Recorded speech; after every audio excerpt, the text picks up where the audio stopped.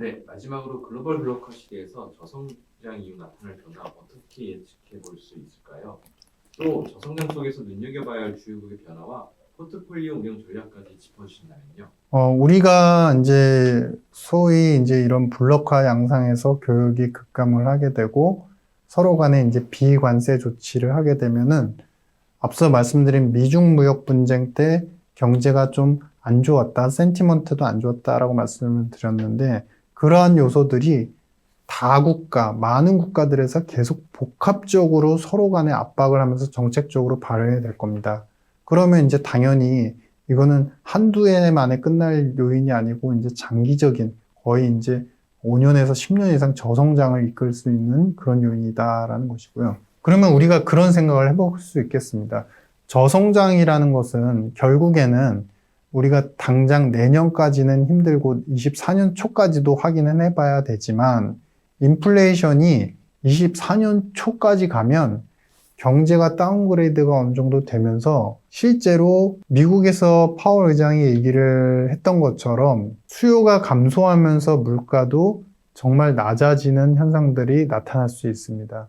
최근에 실제로 미국의 10월 물가가 예상치보다 하회를 하는 데 있어서 품목별로 보시면 상품, 제조업 상품 쪽에 대해서 수요가 약화되면서 우리 내구재, 비내구재, 즉 의류나 자동차와 같은 가격들이 전월비 하락세를 계속 이어가면서 물가가 예상치보다 낮게 나왔거든요. 즉 이야기는 뭐냐면 이런 이제 수요 감퇴, 수요 감속을 우리가 긴 그림으로 놓고 보시면 글로벌 저성장이라는 것은 우리가 이제 과거에 경험하지 못했던 일들이 일어난다는 것이고 이것을 그럼 구체적인 숫자로 그리고 현실적인 조각적 단서를 찾아보신다면 2015년도 이후부터 가속화됐던 미중 무역 분쟁에서 그 단서를 찾을 수 있습니다. 미중 무역 분쟁이 일어나는 동안 교육이 감소하고 비관세 조치로 인해서 계속적으로 수출 드라이브가 안 되니까 기업들은 심리적으로 악화가 되고 그래서 재고가 또 쌓이는 그런 이제 악순환들이 반복이 됐었는데 이게 이제 블록화가 돼서 앞으로 5년, 10년 정도 패러다임이 계속 전 세계에 자리 잡는다라고 한다면 이거는 미중 간의 갈등에 국한되지 않고 많은 다 국가들이 서로 관세 장벽을 설치를 하고 그로 인해서 교육이 감퇴되고 그래서 수출 중심의 국가들 같은 경우는 계속적으로 이제 성장의 어떤 모멘텀을 찾기 힘든 그런 국면들이 이어지면서 저성장이 된다라는 것이고요. 그럼 이런 저성장 속에서 어떤 현상이 나타날까? 지금은 우리가 물가 요소가 이제 공급 불안 리스크, 그 다음에 너무 돈이 많이 풀림으로 인한 어떤 리스크들로 인해서 한꺼번에 이제 물가 불안을 우리가 고통스럽게 겪고 있지만 24년 초가 됐을 때쯤이면 수요가 상당 부분 감속이 돼 있을 겁니다. 물론 내년도 상반기에 미국의 완만한 침체 속에서 미국이 어느 정도는 재정적인 부양 때문에 안정화된다고는 하지만 다른 국가들을 놓고 본다면은 내년도 말까지도 수요 감속은 계속 이어질 것이고요. 이렇게 본다면 글로벌 모든 국가들의 수요 감속 속에서 24년 초가 됐을 때는 물가는 기저효과까지 감안을 한다면은 미국 CPI 기준으로 3%에서 2% 정도까지 하락을 할 수 있는 가능성이 크다. 수요 감소 속에서 이렇게 물가가 24년 초에 이제 그들이 원하는 평균 2%, 완전히 2% 안으로는 힘들지만 2, 3% 정도까지도 어느 정도 통제가 된다면 그 다음에 우리가 시나리오로 가질 수 있는 것은 각 블록 안에서 소위 말하는 대장의 국가들, 즉 서구권에서는 당연히 미국이 될 것이고요. 그 다음에 중국 블록에서는 당연히 중국이 될 겁니다. 그 국가들 중심으로 부채를 계속적으로 늘릴 수 있는, 즉 다른 국가들이 서구권 같은 경우는 이제 소속된 다른 국가들이 달러 부채를 더 만들어낼 수 있는, 찍어낼 수 있는 부분이 있고 이제 오히려 이제 우리가 1대1로 해서 경험했던 것처럼 중국 블록에서는 다른 국가들한테 중국이 돈을 빌려주면서 뭐 프로젝트 투자 형식이 됐던 여러 가지 방식으로 예산을 확보할 수 있게 하는 그런 그림들이 형성이 됩니다. 그러면 이제 각국들은 그 이야기는 뭐냐면 물가가 어느 정도까지 완벽하지는 않더라도 어느 정도 통제가 되면 바로 저성장 수요 감속이라는 것들이 경제적으로 표출이 될 거기 때문에 그 시점에는 각국들이 대장 국가를 중심으로 해서 예산을 확보하고 재정 부양을 해 나갈 가능성이 크다. 물론 우리가 20년도 그리고 21년도에 겪었던 코로나 위기 때 겪었던 것처럼 공격적인 재정 부양은 아마 힘들 겁니다. 왜냐하면 전 세계적으로 어떤 한꺼번에 이제 유동성을 증가시키거나 유동성 공급을 하거나 채권을 갖다가 매입해주는 그런 정책들이 동시에 나오긴 힘들고 각 블록별로 개별적으로 정책들이 시연이 될 거기 때문이다. 그래서 그 정도 효과는 아니겠지만 분명히 어느 정도 자금 조달과 재정 부양을 적정 수준으로 할 수 있는 가능성이 있고 재정 부양을 한다고 한다면은 결국에는 24년 초 이후를 넘어놓고 봤을 때 결국에 각국이 재정을 통해서 살리려고 하는 산업들이 어느 쪽으로 변형이 될 것이냐 여기에 초점을 맞추셔야 된다라는 것이고요.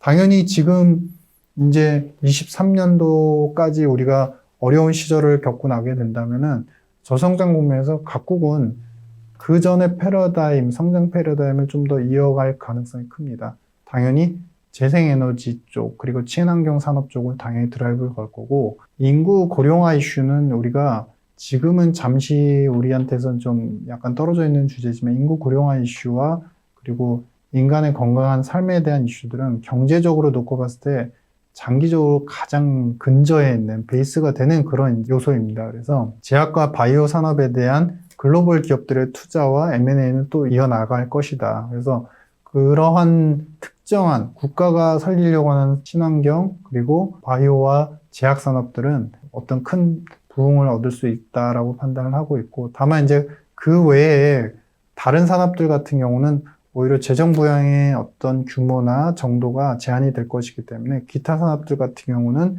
오히려 산업적인 혜택을 보기보다는 좀 도태될 가능성이 있다라고 판단을 하고 있습니다. 마지막으로 이제 그러한 변화 속에서 우리가 어떤 포트폴리오 운용 전략을 이제 정리를 간단히 해드리겠습니다. 지금 말씀드린 내용은 우리가 저성장이 앞으로 10년 동안 이어질 수 있다라는 것이고, 이 저성장 속에서 부각되는 산업은 국한이 되는, 그러니까 제한이 되는, 특정 산업으로 제한이 되는 패턴인데, 그러면 우리가 이제 이런 저성장 패턴 하에서는 위험자산 쪽에 투자를 하는, 즉 주식자산이라는 부분에 투자를 할 때는 산업이 커지는 부분에 대해서 굉장히 고민을 많이 해보셔야 됩니다. 예전처럼 이제 유동성과 어떤 정책 드라이브로 모든 산업이 좋아지고 모든 업종이 커지는 듯한 그런 이제 버블 현상은 안 나타날 것이고요. 실질적으로 이제 신재생은 당연히 우리가 생각하는 전기차라든지 이제 배터리 쪽이 당연히 커질 텐데, 이것도 역시 앞으로는 이제 어떤 특정 국가, 미국뿐만 아니라 특정 국가에서 팔기 위해서는 그 국가가 요구하는 조건을 갖춰야만 할 것입니다. 그래서 그 조건을 갖춘 기업들을 찾아 나가시고, 그런 패턴에서 우리 한국 기업에 마찬가지로 한국 기업에만 너무 집중하지 마시고 글로벌 기업을 모두 다 확장해서 한번 시야를 넓히십사라고 판단하고 있고요. 그리고 글로벌 경기가 이렇게 장기적인 어떤 그 완만한 이제 횡보 혹은 하향 안정세를 본다고 한다면은 장기 관점으로 지금부터 이제 제가 내년도를 기점으로 말씀을 드렸는데, 채권 투자도 병용을 해 나가셔야 된다라고 이제 판단을 하고 있고요. 그리고 마지막은 이제 우리가 이렇게 이제 긴 그림에서 블록화가 되면서 서로 간에 이제 대립구도가 이어진다라는 것은 특징적 그리고 상징적으로 통화 간의 경쟁, 블록 간 통화 간의 경쟁이 나타나는 겁니다. 그러니까 이쪽 블록, 서구 블록에서는 달러만 당일 쓰고 달러가 당일 지금 패권 통화이기 때문에 당연한 거고요.